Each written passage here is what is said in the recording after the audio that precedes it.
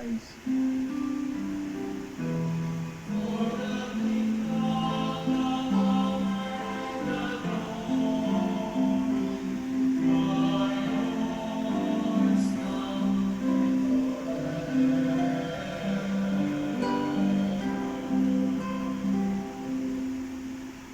Lord Jesus Christ said to your apostles, peace I leave you, my peace I give you.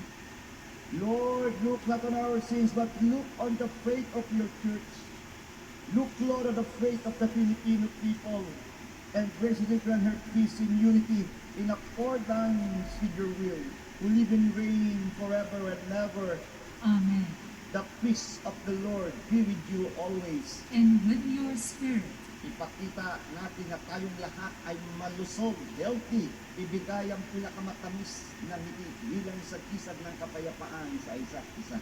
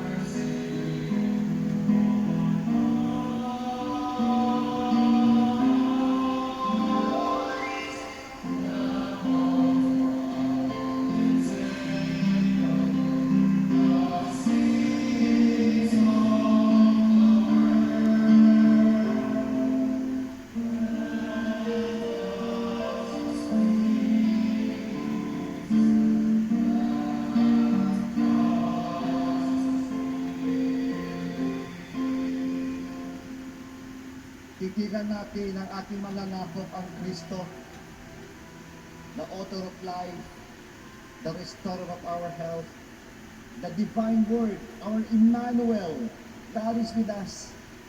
The Lamb of God who takes away the sins of the world, happy are those who are called to his supper. Lord, I am not worthy you should enter under my roof, but only say the word, and my soul shall be healed. In the body and blood of Christ, bring us to life everlasting. Amen.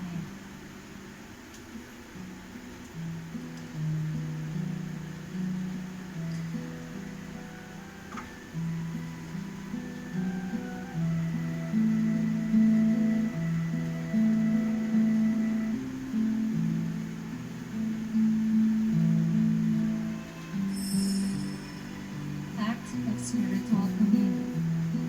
My Jesus, I believe that you are present in the most holy sacrament. I love you above all things, and I desire to receive you into my soul. Since I cannot at this moment receive you sacramentally, come at least spiritually into my heart. I embrace you as if you were already there, and unite myself wholly to you. Never permit me to be separated from you. Amen.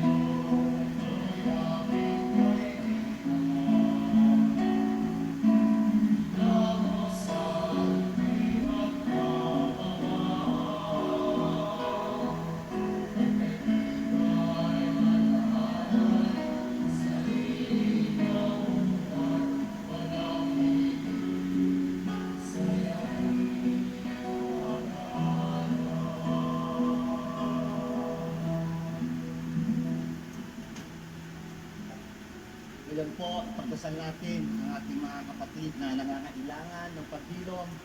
Isama rin po muna natin ang mga nagdiriwang ng kanilang kaarawan ngayong bagong buwan ng Pebrero. Ivan De Vera, Montal, Manny Matoy, Grace Paz, Foster, Fernando Carlos, Abigail, Canaria, Corazon, Balinas, Lydia Po, Jenny Lynn Santillan, Kit Emmanuel Layawen, Paulo Magsino, John Lester Buhayon. At ngayon, isama natin ang ating mga kapatid na nangangailangan ng paghilom. Elizabeth Carandang, Eric and Pat Villanueva, Jocelyn de Guzman, Teresita Arcelia, Remedios Manlupig, Menji de la Cruz, James Layawen, Victorino Sapin, and Cecil Giving David. Heavenly Father, Lord Jesus, God, Holy Spirit, our blessed Trinity, you are the author of life. You are our creator. You gave us life. So we lift up to you our brothers and sisters who need healing, physical healing, emotional healing, mental healing, and above all, spiritual healing. Lord, we also ask you to heal the Mother Earth. Hilumin mo, Panginoon, hindi lamang ang aming mundo, ang aming solar system. Lord, heal the entire creation. Heal the entire multiverse. Tinatasin namin, Panginoon, ng mga namumuno sa simbahan, sa